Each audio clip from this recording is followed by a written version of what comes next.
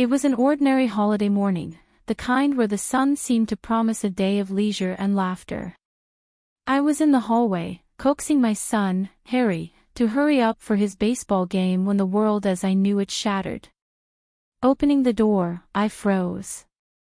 There, like a ghost from a past life, stood Peter, my husband, who had vanished without a trace 3 years ago.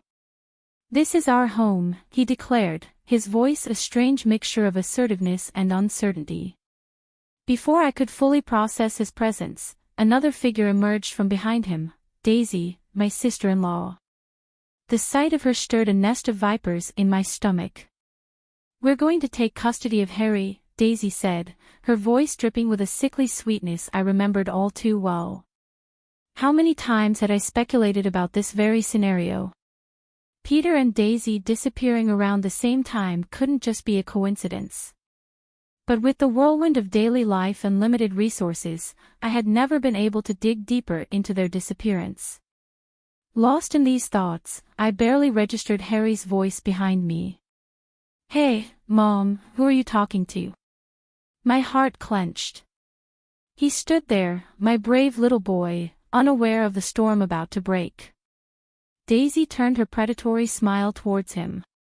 "Oh, it's nice to finally meet you. You're Harry, right? I've wanted to meet you for so long." Her voice churned my insides. This same voice had charmed everyone around her, masking the manipulative, cruel nature I knew too well, the voice I had hoped to never hear again. Harry looked at me, confused, and then back at them. "Dad, what are you doing here? And who is she?" He moved closer to me, instinctively sensing the tension. Peter and Daisy stood there, gaping like fish out of water, clearly not expecting this confrontation. Before they could recover, Harry continued, his voice tinged with anger, "We're about to leave. Move." It was then that Peter and Daisy noticed something behind me. Their faces drained of color. I couldn't help but let out a bitter laugh. Standing there was my daughter, Lily, cradled in Harry's arms. Peter's eyes widened in shock, his gaze flicking between Lily and me.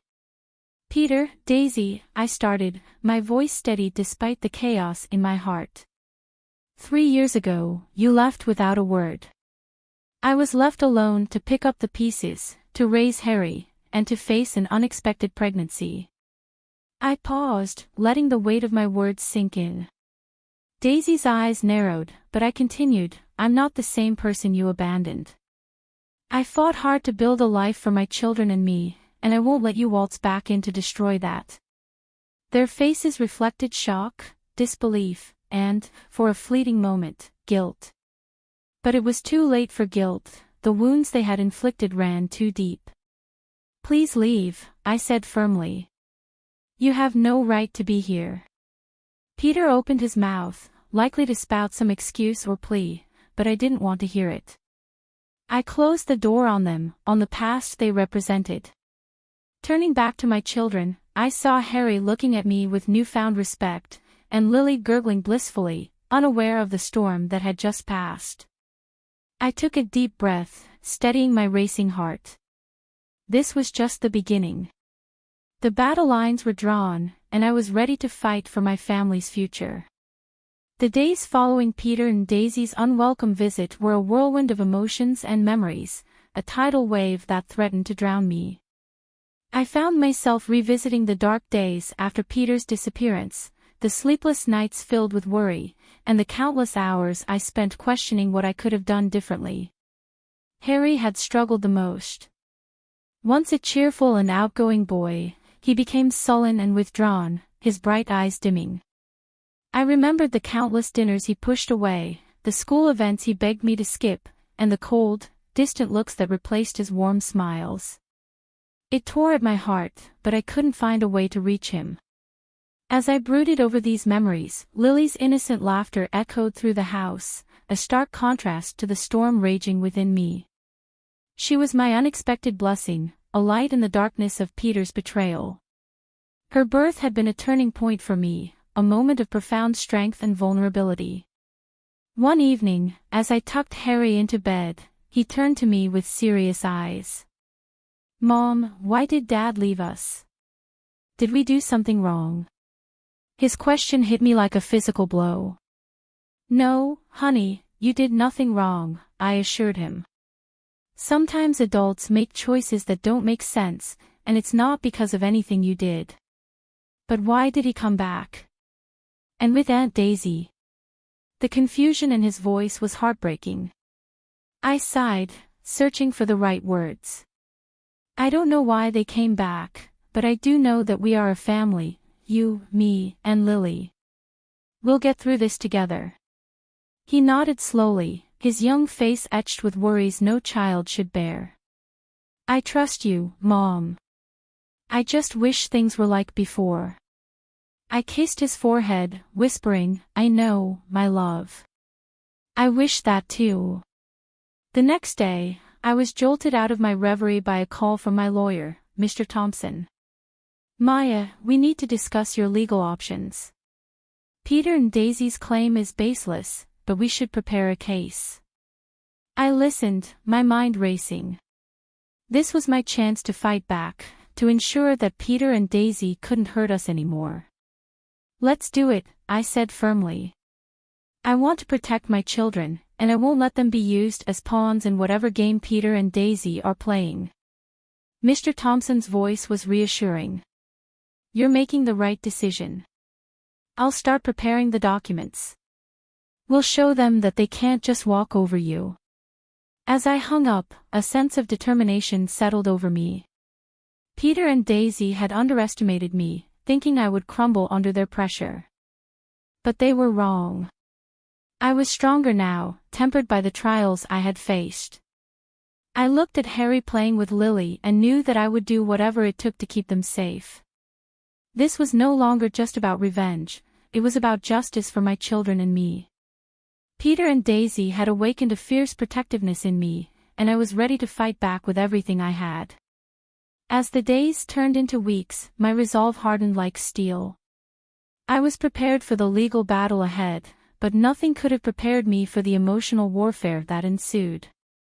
Peter and Daisy, like vultures circling their prey, began their campaign to wear me down. One afternoon, as I collected Harry from school, I found them waiting, their presence a dark cloud on the sunny day. Daisy's voice was sickeningly sweet as she called out to Harry, "Hi, sweetie. We've missed you so much." Harry clung to my hand, his body tense. "Why are you here?" he asked, his voice barely above a whisper. Peter stepped forward, his expression one of feigned concern. "We just wanted to see you, son. We're your family too, you know."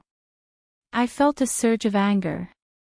"You lost the right to call yourself his family when you abandoned him," I snapped, pulling Harry closer. Daisy's eyes narrowed, her facade slipping. "Maya, you can't keep him from us. We have rights." "Rights? You have no rights here," I retorted, my voice cold. "You both made your choice 3 years ago. Now live with it." Peter's face twisted in anger. "You think you're so perfect, Maya.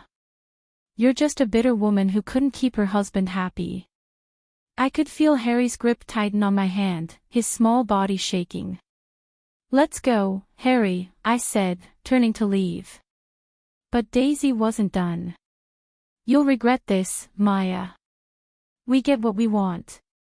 We always do." Their threats echoed in my ears as we walked away, but I wouldn't let them see my fear. I had to be strong for Harry and Lily. That night, as I lay in bed, their words haunted me. The idea of losing Harry to those two was unbearable. I couldn't let it happen, I had to be smarter, stronger. The next day, I met with Mr. Thompson, my determination like a shield around me. "I want full custody of Harry, and I want Peter and Daisy to have no visitation rights," I said firmly. Mr. Thompson nodded. "It's going to be a tough battle, but I believe we can win this. You're a good mother, Maya. The court will see that." As the legal preparations progressed, I found an unexpected ally in my own home, Harry. One evening, he came to me, his young face set in a serious expression. "Mom, I want to tell the judge that I want to stay with you. Dad and Aunt Daisy, they're not my family, not really." Tears welled in my eyes as I hugged him tightly. "Thank you, Harry. That means more to me than you'll ever know." The day of the court hearing arrived like a storm on the horizon. I walked into the courtroom with Harry by my side, ready to fight for our future. As the proceedings began, Daisy tried to play the doting aunt, her words dripping with insincerity. Peter played the role of the repentant father, but his eyes were cold and calculating. But when Harry spoke, his voice clear and unwavering, the truth shone through. "I want to stay with my mom. She's been there for me when no one else was." The judge's decision came like a ray of sunlight through the clouds, full custody granted to me, with no visitation rights for Peter and Daisy. As we left the courtroom, Peter's face was a mask of rage, and Daisy's eyes burned with malice. But it didn't matter. We had won, Harry and I, together. The victory in court brought a temporary sense of peace, but it was short-lived. Peter and Daisy, like wounded animals, became more desperate and dangerous in their tactics. They started a slanderous campaign, spreading lies and rumors about me in our community. It was a psychological warfare I hadn't anticipated. One evening, Harry came home from school, his eyes brimming with unshed tears. "Mom, kids at school are saying you stole me from Dad, that you're keeping me away from him because you're mean." My heart broke at his words. "Harry, you know that's not true. Everything I've done to protect you." He nodded, but the doubt was evident in his eyes. "I know, Mom, but it's hard. They don't understand." I hugged him, feeling his small body tremble. "I know it's hard, sweetheart, but we'll get through this. We're stronger than their lies." As the days passed, the rumors grew more vicious. Daisy had always been cunning with her words, and now she used them like a weapon to turn my world upside down. I knew I had to fight back, but I was wary of stooping to their level. Then one day, Peter showed up at my workplace, a facade of remorse plastered on his face. "Maya, can't we just talk about this, for Harry's sake?" His words were like poison, and I could see through his act. "There's nothing to talk about, Peter. You made your choice. Now live with it." He grabbed my arm, his grip tight.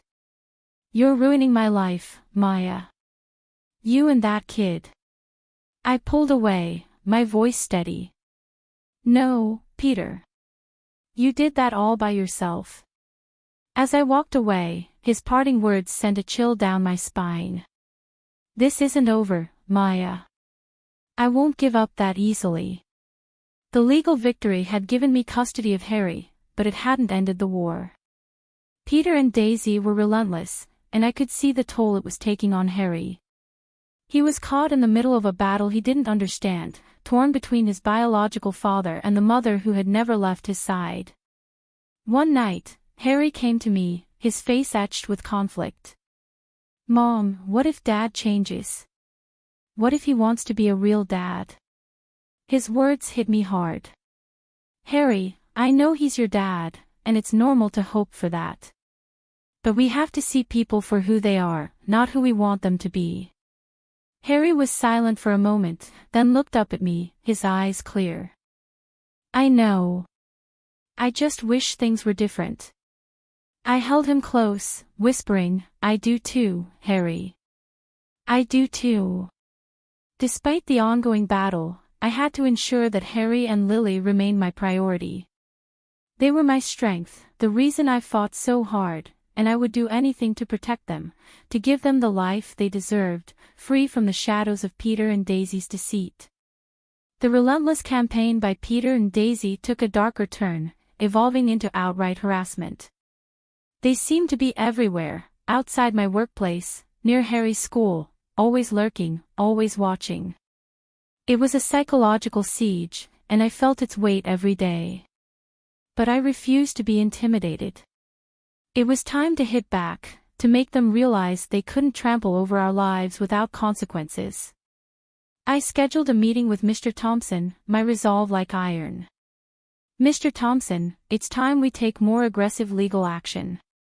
I want to file for a restraining order against Peter and Daisy, and I want to sue them for harassment and defamation, I declared. Mr. Thompson nodded in agreement. I think that's a wise decision, Lord. Their behavior is unacceptable, and it's time they face the legal repercussions. The legal proceedings were grueling, but I stood firm. In court, Peter played the victim, a man wronged by his vindictive ex-wife. Daisy, ever the actress, wept about being denied the chance to be a part of her nephew's life. But their performance couldn't mask the truth. The judge saw through their facade and granted the restraining order. Additionally, they were ordered to pay damages for their defamatory actions. As we left the courtroom, Peter's face was a mask of fury while Daisy's eyes burned with unspoken threats. But this time, I wasn't afraid. I had the law on my side. Their defeat in court, however, did little to quench their vendetta. If anything, it seemed to fuel their spite. One day, I received a chilling phone call from Peter. You think you've won, Maya? You think you can just destroy my life and walk away? I'll make sure you regret this, he hissed through the phone. I clenched my jaw, fighting back the fear his words invoked. You brought this on yourself, Peter. I'm just protecting my family. You haven't seen the last of me, Maya. This isn't over, he spat before hanging up. His threat hung in the air like a toxic cloud, but I wouldn't let it break me. I had Harry and Lily to think about. They were my world, and I would go to any lengths to shield them from Peter and Daisy's malice. But as days turned into weeks, the constant stress began to wear me down. The never-ending vigilance, the fear of what Peter might do next, the pressure of being a single mother, it was all-consuming. One evening, as I put Lily to bed, Harry came to me, his expression somber. Mom, are we going to be okay?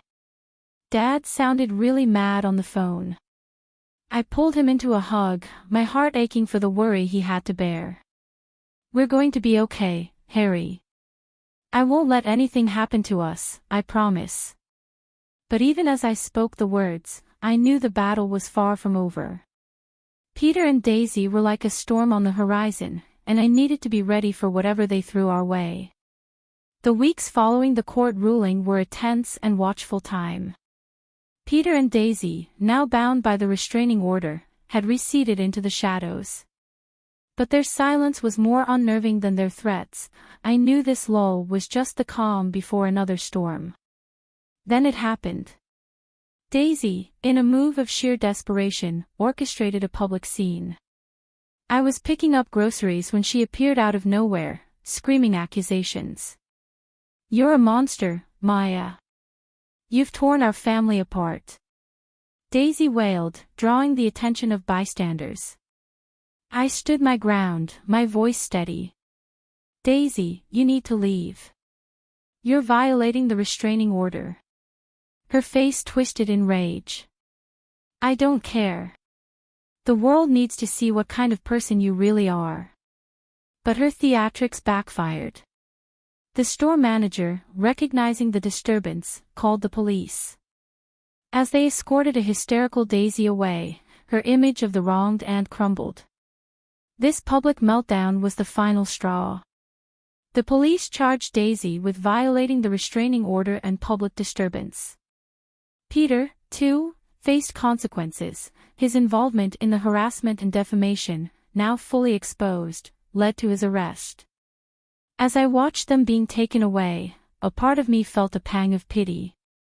They had descended into their own hell, a pit they had dug with their lies and hatred. But this feeling was quickly overshadowed by a sense of justice. They were finally facing the consequences of their actions. In the aftermath, the community's perception shifted.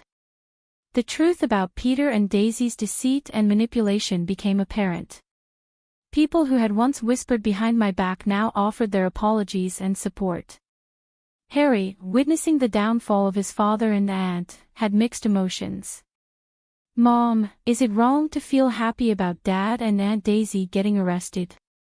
I took his hand, understanding his inner turmoil. "It's okay to feel relieved, Harry. They hurt us a lot, it's okay to want justice for that." The battle that had consumed our lives for months finally seemed to be over. Peter and Daisy, once towering figures of intimidation, were now diminished, their power to harm us stripped away. As I tucked Harry and Lily into bed that night, a sense of peace settled over me. We had weathered the storm and emerged stronger. I knew there would be challenges ahead, but for the first time in a long while, I felt hopeful about the future. With Peter and Daisy's legal retribution, a heavy burden lifted from our shoulders. The days seemed brighter, and our home was filled with laughter once again. Harry's smile returned, and Lily's innocent giggles were a balm to our scarred hearts. The community's support was overwhelming, apologies turned into offers of help, and slowly the rumors and whispers faded away. We were rebuilding our lives, piece by piece. But the true testament to our newfound peace came on my birthday. Harry, now more mature and thoughtful, had a surprise for me. He approached with a shy smile, a small gift in his hand. "Happy birthday, Mom. I made this at school for you," he said, handing me a beautifully crafted photo frame. It held a picture of the three of us, smiling and happy. Tears welled up in my eyes as I hugged him. "Thank you, Harry. This is the best gift I could ever ask for." Later that day, as we celebrated with a small party, our little family felt whole again. Friends and neighbors joined in, their presence a symbol of the life we had reclaimed. During the party, a new face appeared. It was Ben, a kind and understanding man I had met through my work. His support during our trials had been unwavering, and his presence now felt like a promise of new beginnings. "Happy birthday, Maya. I hope this year brings you all the happiness you deserve," Ben said, his eyes warm and sincere. I smiled, feeling a spark of something new, something hopeful. "Thank you, Ben. It's already off to a great start." As the party wound down, Harry came up to me, a serious look on his face. "Mom, I've been thinking, maybe it's okay to start new things, to be happy again." I knelt down to meet his gaze. "It's more than okay, Harry. We've been through a lot, and we deserve to be happy." He nodded, a small smile gracing his lips. "I like Ben. He's nice, and I think he makes you happy." I hugged him, my heart full. "He does, Harry, and I'm glad you like him." That night, as I put Harry and Lily to bed, I felt a sense of contentment I hadn't known in years. We had faced our demons and emerged victorious. Our future was ours to shape, and it looked bright and full of promise. Life had thrown us into turbulent waters, but we had learned to navigate the storm. Now, it was time to enjoy the calm, to embrace the new dawn that awaited us.